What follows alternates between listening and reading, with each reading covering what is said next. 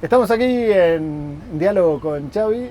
La idea es un poco hablar de la pieza que hicimos en conjunto y bueno, tener una charla más o menos abierta del tema. ¿Qué te parece que estos espacios de acceso aéreo no sean de acceso público?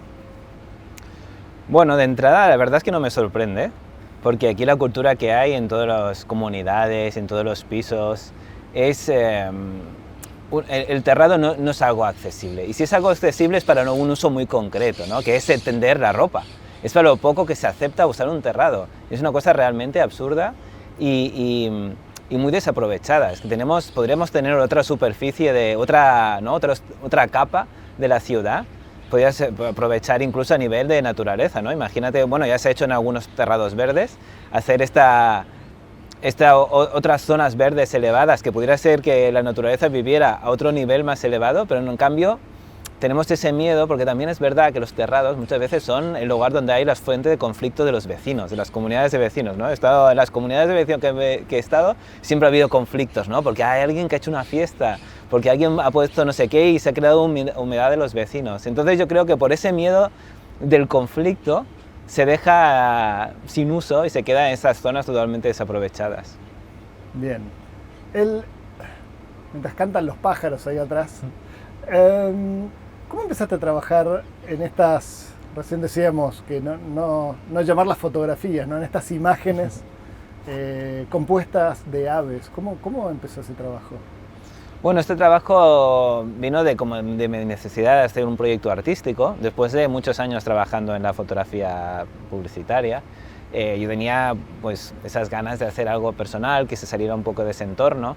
Y bueno, me di cuenta que si tenía que hacer un proyecto personal tenía que hacer algo que yo realmente fuera un poco especial, ¿no? Y yo era, entre mis amigos y familias, he sido el rarito que ha ido siempre en búsqueda, bueno, mirándose ahora al cielo para ver qué aves habían, viendo los rastros de los animales. Entonces tenía claro que tenía que ser en entorno de naturaleza, pero no, para mí era importante que hacer un proyecto tuviera una parte también de innovación, ¿no? Y a mí me gusta mucho esta mezcla entre arte, ciencia y también tecnología, ¿no? ¿Qué me puede ofrecer la tecnología que hay ahora y qué resultados puede hacer que hasta ahora no se podrían hacer? Y gracias a fusionar mis conocimientos que ya tenía tecnológicos en el campo de la fotografía comercial con mis conocimientos de la naturaleza, pues surgió este proyecto alrededor de las aves. Bien. Para mí fue como una cosa muy placentera. Cuando fuimos al espacio donde se están construyendo los edificios, antes de que se empiecen a construir, y venía hablando con científicos sobre el ADN, y venía hablando sobre cómo el ADN expresa determinadas cuestiones y no expresa otras. Y estaba el concurso de los edificios a hacer ahí. Pensaba, bueno, ¿qué está expresando ¿cuáles son los factores que expresa un arquitecto al hacer un edificio? Enseguida se me vino a la cabeza una imagen de ADN y enseguida se me apareció imágenes, todavía no nos conocíamos, y se me vinieron a la cabeza imágenes de tus pájaros volando, que hacen como una especie de helicoidal. ¿Vos tenías esa forma en la cabeza antes de empezar a probar? ¿O cómo llegás a esa forma? ¿O te sorprende? ¿Cómo apareció eso? Bueno, la forma de hélice, de onda, apareció en la primera foto del proyecto. Yo realmente no tenía esta imagen en mente. Yo me imaginaba más bien líneas parecidas a las que dejan los aviones. Y bueno, en el momento que me planteé que sería interesante dejar este hipotético rastro que dejarían las aves en el cielo, es cuando empecé a imaginarme las diferentes formas que harían las diferentes aves. Y bueno, me di cuenta que para hacerlo no podía ser una larga exposición, sino que tenía que tener una técnica nueva de fotografiar para hacerlo posible. Entonces, al darme cuenta que lo que tenía que hacer era fusionar varios fotogramas en una sola imagen y así enseñar varios segundos a la vez. Entonces, la primera prueba, cogí mi cámara de fotos que tenía en ese momento, que hacía vídeos pero a muy baja resolución, y un día, volviendo con una salida ornitológica, grabé una gaviota siguiendo el barco. Y bueno, un clip muy sencillo, y cuando una vez ya descubrí cómo hacer posible esta técnica, al hacer visible es cuando me apareció esta forma de onda. Entonces era una imagen que se veía el mar, el cielo y esta forma flotante en el cielo.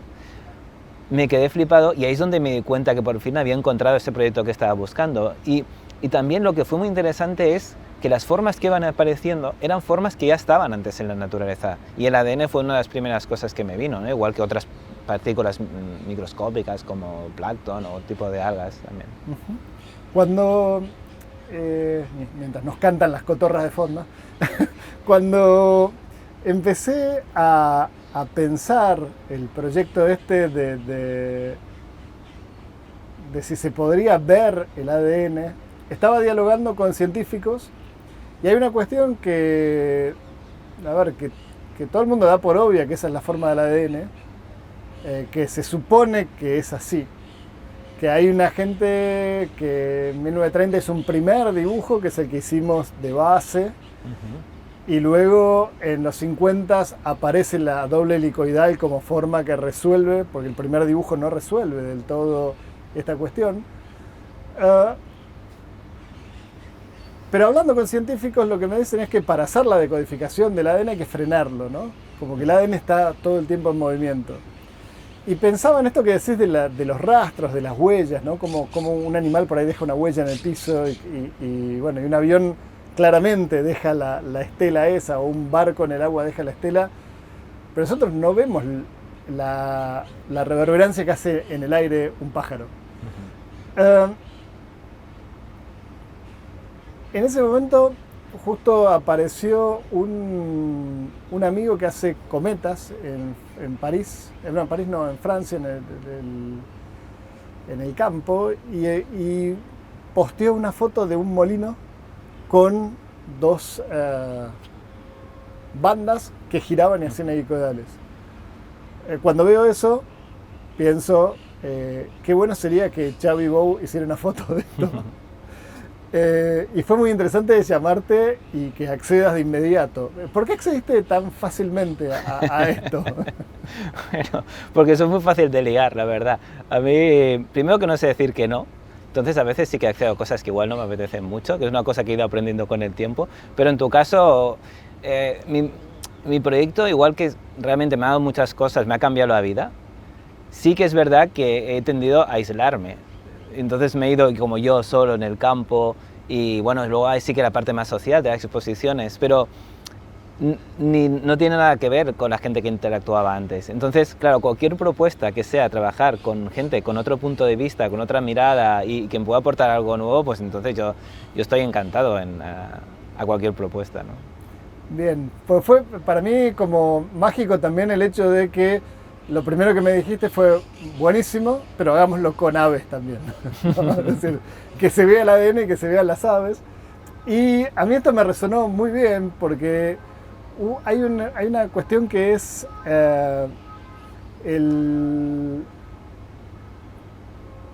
hoy por hoy lo que tenemos no es una imagen del ADN aún como, a ver, iba a decir real sí, no es nada, ¿no? Pero no tenemos una imagen del ADN, pero sí de todas las proteínas que lo acompañan. Y yo pensaba en las aves que andan dando vueltas por ahí como otros eventos que pueden estar dentro de la célula de este ADN social. ¿Cómo ves la relación entre las aves? Ahora que ya has hecho muchas imágenes, ¿cómo vuelan entre ellas, ¿no? Pues estabas particularmente interesado por un tipo de ave que vuela en bandadas, y dije que justo hace un ratito estaban volando por aquí. Y ¿cómo se relaciona el vuelo de las aves y qué es lo que te atrae de eso? Bueno, al principio este proyecto lo que como se me abrió una nueva ventana a una nueva realidad y a una nueva estética, que es los diferentes tipos de vuelo. Entonces, claro, al principio de todo era nuevo, cualquier tipo de ave con un tipo de vuelo un poco diferente, pues ya era novedoso. Pero con los años me he ido interesando más hacia estos vuelos más complejos y menos predecibles, ¿no? Y esto lo hacen un tipo de aves muy concreto, o varios tipos, pero por diferentes motivos, ¿no? Uno es por la complejidad, que es por los estorninos. Los estorninos, como ya sabéis, pues vuelan en invierno en grandes grupos, a veces de decenas de miles. y sobre todo en el momento que van a pernoctar. Si en ese momento viene un halcón y les ataca es cuando hacen estos vuelos tan hipnóticos, ¿no? Para intentar confundirlo. Entonces me interesaba mucho esta relación que tienen entre ellos, lo difícil de predecir que este movimiento, y también la interacción del depredador, en este caso el halcón, con el grupo. Entonces ya no era simplemente unas aves volando de un punto al otro, sino que era un conjunto de aves que se vuelan con una especie de comunicación no verbal entre ellos y otro depredador que está intentando cazarlas a la vez, ¿no? Entonces esta es la complejidad que me interesaba. Y luego hay otras aves como los vencejos que ahora tenemos de aquí de fondo, que como son aves que han evolucionado una forma de tener una casi perfecta aerodinámica, ya no necesitan ni posarse en el suelo, incluso duermen volando. Por lo tanto, los vuelos que hacen ya no son de desplazamiento, son de alimentación, sociales, se persiguen, bueno, hacen todo tipo de vuelos y nuevamente en grupo. Por lo tanto, que las formas que salen de aquí son mucho más caóticas, mucho más dispersas y bueno, por ahí va un poco mi interés, ¿no? Para buscar estas diferentes relaciones que tienen los diferentes grupos. Nuevamente, siempre son grupos con una interacción social. Por ejemplo, el último grupo que me falta por comentar es el grupo de los córvidos, especialmente los cuervos. Pero es este caso no por la cantidad que hay de ellos, ni porque estén mucho tiempo volando, sino porque gracias a la inteligencia que tienen y los sociales que son los pocos que se ha demostrado que juegan.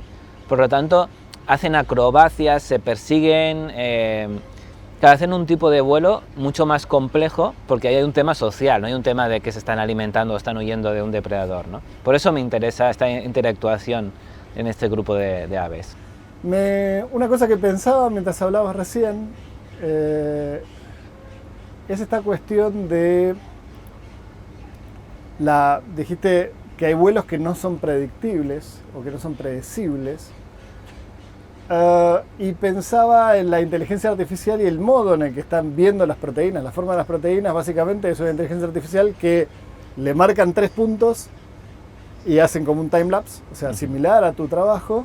Y con esos 3 puntos en timelapse ven cómo se mueven esos 3 puntos y la inteligencia artificial calcula 50.000 formas de dónde podrían estar esos 3 puntos para en esos 3 momentos estar ahí, hasta que ve la que más probabilidades tiene.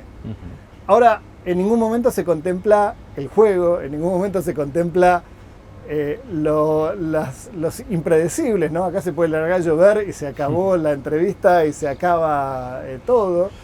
Y siento como que muchas de las formas que estamos viendo y de las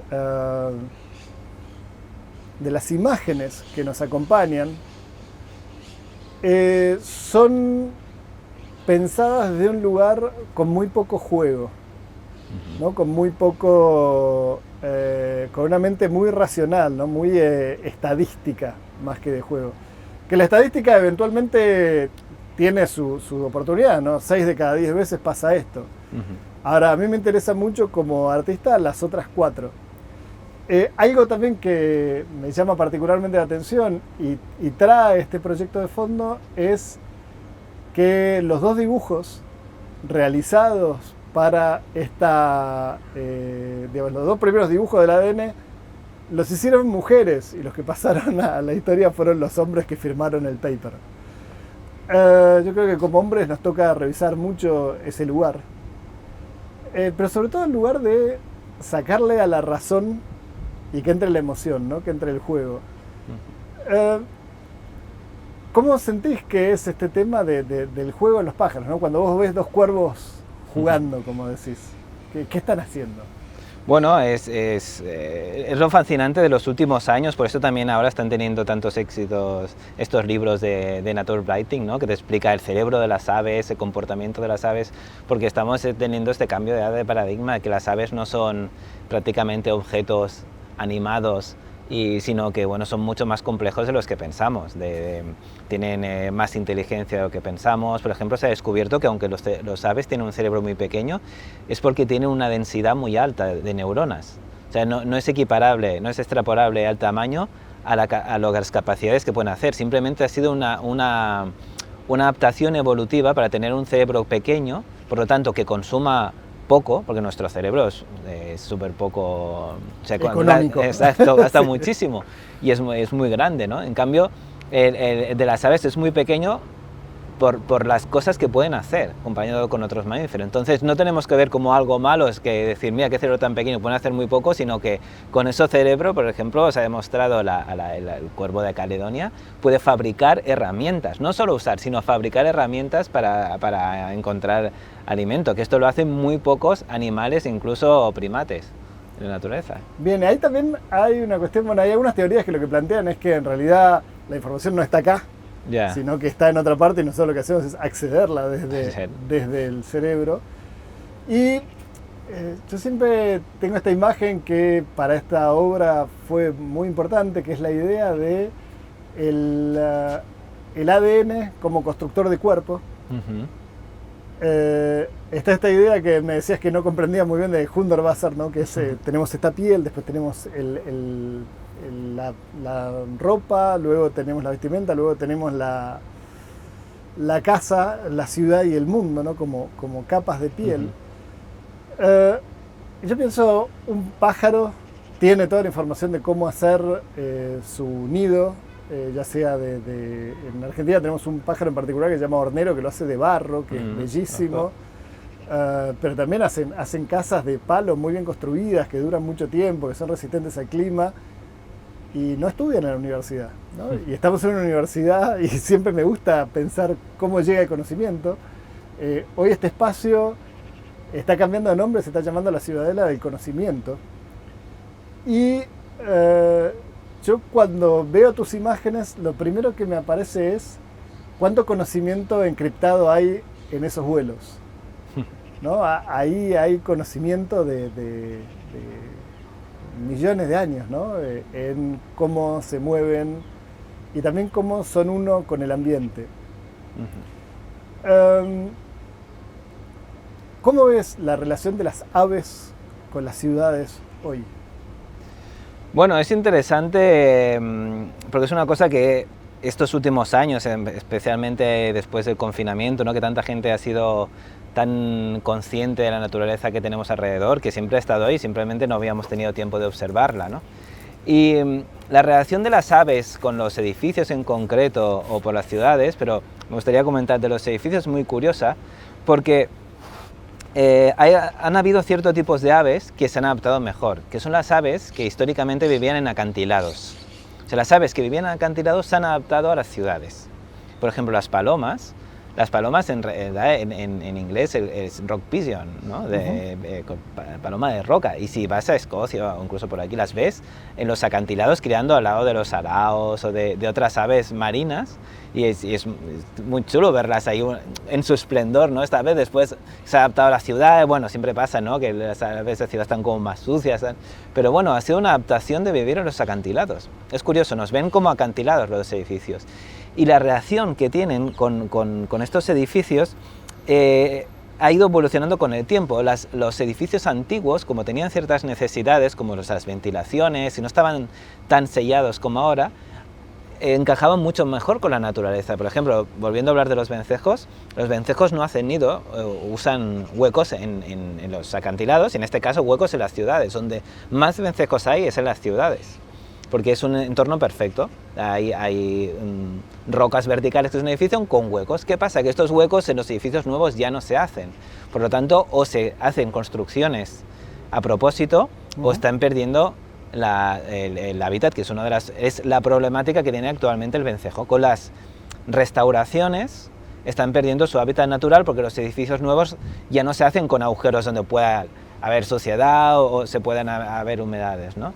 Entonces, yo creo que sería muy inteligente cuando se hace un edificio tener en cuenta como las tres patas, ¿no? Que a veces se abre en ecología emocional, de nosotros, o sea, yo, tú y el mundo, ¿no? Entonces, vale, yo te hago un encargo a ti, qué necesidad tienes, yo qué conocimientos tengo, qué hago, pero a ver, no puedo hacer un edificio siendo ciego a lo que ya vive ahí, que son las aves. Por ejemplo, estos arquitectos que hacen edificios que son todo cristal, que no piensan que las aves, la cantidad de aves que van a morir estrelladas contra ese edificio, o si va a ser sostenible a nivel térmico, ¿no? Estos cristales, o quién los va a limpiar y si hay acceso para limpiarlos, que muchas veces ni se piensa todo esto, ¿no? Ese tipo de arquitectura bueno, que se basa más en el yo, quiero hacer algo monumental y que se me recuerde, ¿no? Como el que construye una pirámide, y no tanto en el ellos, ¿no? En dónde voy a poner este edificio, qué impacto va a tener en el mundo, no solo en las personas, sino en el resto del ecosistema que ya está ahí antes de que ponga este edificio. Me quedé pensando y mirando a Jean Nouvel ahí, Sí. ¿no? Y las torres de la Villa Olímpica. Sí, es muy fuerte pensar en qué irá a pasar con estos edificios nuevos que van a haber en el espacio donde trabajamos. Van a albergar una parte de la universidad que se encarga de lo que se llama bienestar planetario, que básicamente plantea que la salud de cada individuo está vinculada a la salud del ecosistema, del planeta. Y me quedé pensando mucho, ¿no? En si un edificio de construcción tradicional va a cumplir con lo que quieren que suceda adentro, ¿no? Yeah. Que es tan difícil eso de forma y función de la arquitectura. Pero bueno, debería estar, o sea, debería ser primordial cuando haces un edificio, ¿no? Pensar en todo esto, en si va a ser sostenible a nivel térmico, a nivel energético, si va a ser habitable, la gente que va a estar ahí dentro va a ser feliz, ¿no? Porque a veces la mayoría de ejemplos que vemos está más pensado en la estética, sí, que no la funcionalidad. Bueno, y también está el concepto este de sick building, ¿no? De edificio Exacto. Enfermo, que hay muchísimo de eso. Yo cuando hice mi tesis de olfato era un tema súper importante, que el aire de estos edificios todos vidriados por lo general está muy viciado por los filtros de los aires acondicionados y porque no ventilan con aire de afuera casi nunca. Siempre es un aire bombeado a través de una máquina que genera problemas. Imagina. Yo siento como que hay un montón de preguntas sobre el conocimiento, y creo que hay mucho de lo que haces vos como artista, de fotografiar y descomponer algo tan simple como un vuelo de nave, ¿no? Que seguramente mientras hablamos deben estar pasando muchas por acá atrás, sí, y las vemos como el fondo, no las vemos como el foco, que nos pueden traer conocimiento para solucionar problemas que hoy todavía están. Entonces, ya como cerrando un poquito la charla, que ya me parece que hablamos bastante, quería hacerte un planteo que es: ¿qué impacto sentís que puede tener el arte en la arquitectura, ¿no? Recién vos hacías algunas preguntas, ¿no? Yo creo que como artistas siempre hacemos preguntas. ¿Qué impacto puede tener el arte en la arquitectura? ¿O cómo se vinculan?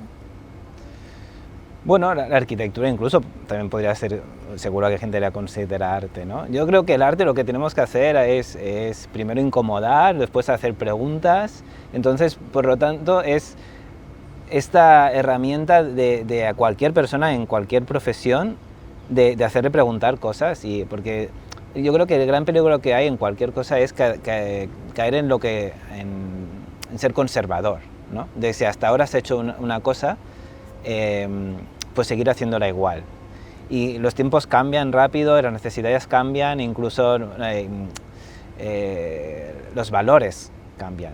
Entonces yo creo que el arte tiene que estar poniendo ahí delante estas cuestiones para que el resto de sociedad se lo pueda llevar a su campo, ¿no? Entonces, si un arquitecto nunca sale de su estudio, nunca ve nada de arte, ni nunca se hace ninguna pregunta, seguramente se va construyendo los edificios de la forma que aprendió en la universidad, que seguramente hay cosas físicas que servirán, pero hay muchas cosas sociales, medioambientales, incluso de valores, que habrán quedado totalmente obsoletas, que si no se recicla, por ejemplo, yendo a ver una exposición, viendo una película o cualquier otro tipo de arte, pues va a quedar desfasado y no va a hacer una buena función en la sociedad.